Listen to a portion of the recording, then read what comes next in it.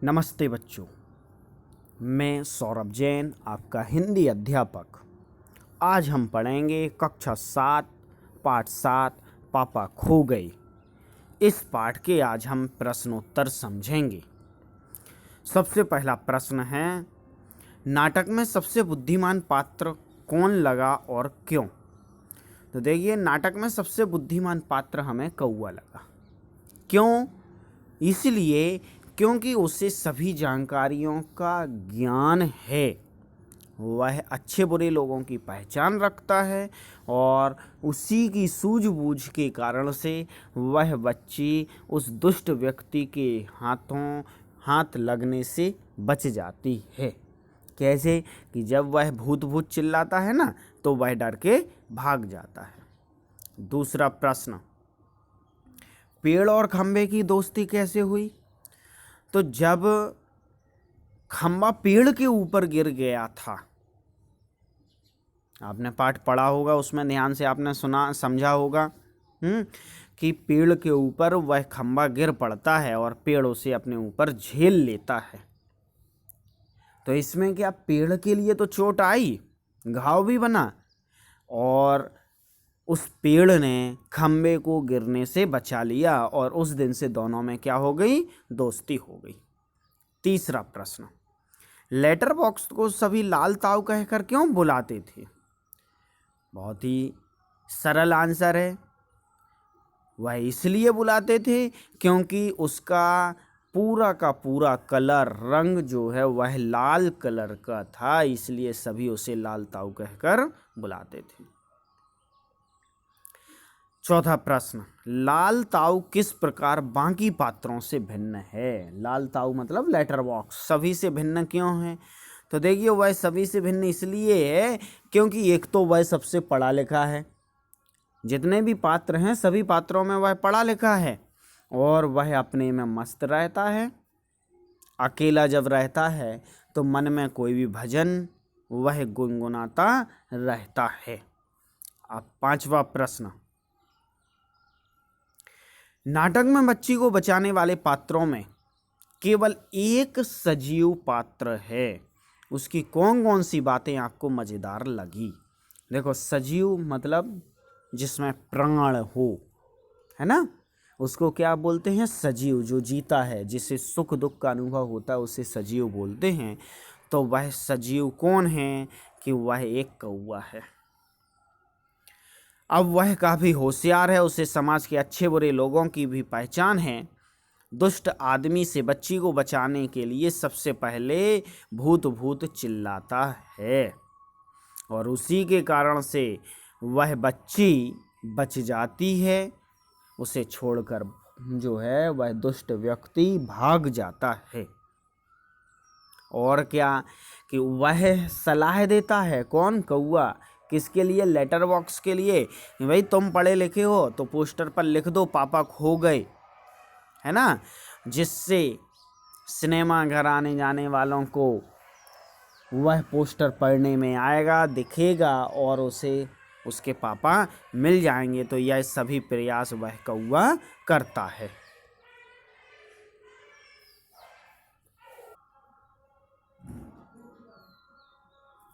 अगला प्रश्न है, क्या वजह थी कि सभी पात्र मिलकर भी लड़की को उसके घर नहीं पहुंचा पा रहे थे? है, ऐसा क्या कारण था कि नाटक में इतने सारे पात्र हैं, इसके बाद भी वह लड़की अपने घर नहीं पहुंच पा रही थी? तो इसका उत्तर है कि लड़की बहुत छोटी और अबोध थी। अबोध मतलब नासमझ थी। उसे अपने माता पिता का नाम नहीं मालूम था, घर का पता एड्रेस नहीं पता था, है ना, इसलिए सभी पात्र मिलकर उसको उसके घर नहीं पहुंचा पा रहे थे। अगला प्रश्न, मराठी से अनुदित इस नाटक का शीर्षक पापा खो गए क्यों रखा गया? इसके अलावा अगर हम कोई दूसरा शीर्षक देना चाहते तो वह क्या रख सकते थे? शीर्षक मतलब टाइटल। जो इस पाठ का नाम है पापा खो गए, तो इसके अलावा हम अपने मन से कुछ और रख सकते थे, उसका कारण सहित हमें बताना है। तो इसका उत्तर है कि इसका पापा खो गए यह शीर्षक इसलिए रखा गया क्योंकि लड़की को अपने पिता का नाम व घर का पता नहीं मालूम। और अनोखा शीर्षक, भाई टाइटल हमारा कैसा होना चाहिए, थोड़ा सा हटके होना चाहिए, अलग होना चाहिए। इस कारण ही लोग और पुलिस क्या हो गए, आकर्षित हुए और उस लड़के को घर पहुंचाने की कोशिश करेंगे। इसका हम और शीर्षक लापता भी रख सकते हैं, लापता बच्ची। क्योंकि वास्तव में देखा जाए तो पापा नहीं खोए हैं, बच्ची खोई है। समझ में आई बात। जब भी बच्चे छोटे रहते हैं तो क्या बोलते हैं, पापा खो गए, मम्मी खो गई। वास्तव में देखा जाए तो पापा मम्मी नहीं खोते हैं, बच्चे खोते हैं। क्योंकि पापा मम्मी को अपना एड्रेस सब कुछ मालूम है, बच्ची को अपना कुछ नहीं पता है, इसीलिए लापता बच्ची यह हम शीर्षक रख सकते थे। अगला प्रश्न, क्या आप बच्ची के पापा को खोजने का नाटक से अलग कोई तरीका बता सकते हैं? भाई इस प्रश्न में यह पूछा गया, बच्ची को खोजने के लिए जो उपाय नाटक में बताए तो ठीक है, लेकिन इसके अलावा आप और क्या नाटक में जो है उपाय बता सकते हैं? तो बच्ची के पापा को खोजने के दो तरीके। पहला कौन सा, कि भाई समाचार पत्रों में, पोस्टरों में, न्यूज़ चैनल इत्यादि में, दूरदर्शन में उसका चित्र दिखाकर लोगों का ध्यान जो है उस ओर खींच सकते हैं, आकर्षित कर सकते हैं। इसके अलावा दूसरा है कि भाई पुलिस थाने में जाके उसकी रिपोर्ट लिखवा दो, पुलिस अपने आप उसके जो है ना पेरेंट्स, माता पिता, उनको ढूंढ लेंगे। अब अनुमान और कल्पना से पहला प्रश्न है, अनुमान लगाइए कि जिस समय बच्ची को चोर ने उठाया होगा वह किस स्थिति में होगी। भाई चोर ने उस बच्ची को उठाया तो उस समय बच्ची किस स्थिति में होगी? क्या वह पार्क या मैदान में कहीं खेल रही होगी, या घर से रूठकर भाग गई होगी, या कुछ और अन्य कारण होगा? तो पाठ के अनुसार जिस समय बच्ची को चोर ने उठाया उस समय क्या, कि वह बच्ची सो रही थी। अगला प्रश्न,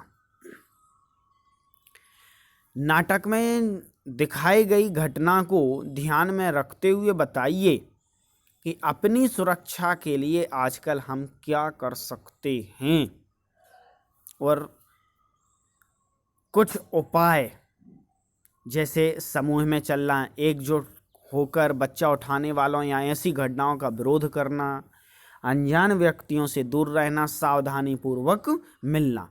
तो ये उपाय तो यहाँ बताए, इनके अलावा और क्या? तो अन्य उपाय में क्या है कि अपने घर का पता, माता पिता का नाम, फ़ोन नंबर, यह सब कुछ डायरी में लिखना और वह अपने साथ रखना। अकेले सुनसान जगह पर, अपरिचित स्थान पर नहीं जाना, और आसपास आने जाने वाले लोगों पर नज़र रखना, हमेशा तैयार रहना। कोई भी ऐसा डाउट हो, ऐसी गतिविधि पर यदि हमें शक है तो हमें शोर करना चाहिए और किसी बड़े व्यक्ति को जो हमारे नज़दीक है, पास में है, उसको इसकी जानकारी देना चाहिए। भाषा की बात में पहला प्रश्न, आपने देखा होगा कि नाटक के बीच बीच में कुछ निर्देश दिए गए हैं। ऐसे निर्देशों से नाटक के दृश्य स्पष्ट होते हैं जिन्हें नाटक खेलते हुए मंच पर दिखाया जाता है, जैसे सड़क का दृश्य, रात का समय, है ना, कुत्तों के भौंकने की आवाज़। तो इस प्रकार से यदि रात का दृश्य हमें मंच पर दिखाना होगा तो हम क्या करेंगे? भाई यदि हमें रात का दृश्य किसी नाटक में मंच पर दिखाना है तो हम क्या करेंगे? भाई सबसे पहले तो अंधकार, हल्की सी नीली रोशनी करेंगे, आसमान में तारे और चंद्रमा का चमकना, झींगुर की आवाज़, जो रात्रि में एक प्रकार के कीड़े की आवाज़ आती है ना, उसको झींगुर बोलते हैं, तो झींगुर की आवाज़, कुत्तों के भौंकने की आवाज़ इत्यादि जो है वह उत्पन्न कर सकते हैं। अगला प्रश्न, पाठ को पढ़ते हुए आपका ध्यान कई तरह के ब्राह्म चिन्हों की ओर गया है। अब देखिए यहाँ नीचे 4 लाइनें दी जा रही हैं, उन 4 लाइनों में से ब्राह्म चिन्हों को हटा दिया गया है। तो आपको उपयुक्त चिन्ह लगाना है। कहाँ कौन सा चिन्ह आएगा? तो मुझ पर भी एक रात आसमान से गड़गड़ाती बिजली आकर पड़ी थी, अरे बाप रे। तो ये पूरा पैरा है। इस पैरा में आपको जो है विराम चिन्हों का प्रयोग करना है। तो इसको हमने PDF में भी सेंड किया है, आप इस प्रश्न को वहां से देख सकते हैं सभी। अगला प्रश्न, आसपास की निर्जीव चीजों को ध्यान में रखकर कुछ संवाद लिखिए।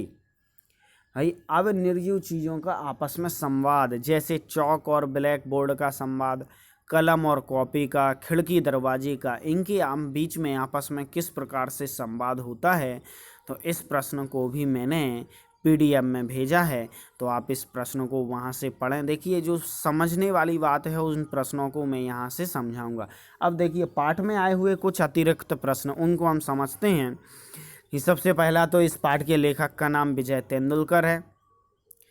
खंबा, पेड़, लेटर बॉक्स सभी एक साथ कहाँ खड़े हैं? तो समुद्र के किनारे खड़े हुए हैं। पत्र को कौन पढ़ रहा है? Letter box. देखिए लेटर बॉक्स की आदत थी ना कि दूसरों के पत्र पढ़ना है, इसलिए। खंबे के स्वभाव के बारे में पेड़ क्या सोचता था? वह यह सोचता था कि यह बहुत ज़्यादा अभिमानी है। आसमान से बिजली किस पर गिरी थी? तो बिजली पेड़ पर गिरी थी, है ना। फीस के पैसे क्या फोकट में आते हैं? इस वाक्य का भाव क्या है? देखिए फीस के पैसे बड़ी मुश्किल से आते हैं, है ना। पैसा बहुत आसानी से नहीं कमाया जाता, उस पैसा कमाने में बहुत मेहनत लगती है, इसलिए। खंबा को बरसात की रात क्यों पसंद नहीं है? देखिए खंबे के लिए बरसात की रात इसलिए पसंद नहीं है क्योंकि रात में वह भींगता रहता है। आंधी, तूफान, तेज हवाएं और हवा में उस बल्ब को पकड़कर एक टांग पर खड़े रहना पड़ता है, जिससे खंबा को बहुत ज़्यादा परेशानी होती है। इसलिए बरसात की रात उसके लिए पसंद नहीं थी। पेड़ अपने जन्म के बारे में क्या कहता है? तो देखिए पेड़ अपने जन्म के बारे में कहता है कि इस स्थान पर सबसे पहले उसका जन्म हुआ था। मतलब समुद्र के किनारे जो है वह बहुत पहले, मतलब तब से है जब वहाँ पर कुछ भी नहीं था। किस घटना को याद कर पेड़ थर थर कांपने लगा? कि बरसात की वह रात जब उस पेड़ के ऊपर आसमानी बिजली गिरी थी, तो उस घटना को याद करके वह थर थर कांपने लगता है। तो यह इस पाठ के प्रश्नोत्तर अभी पूरे हुए। धन्यवाद।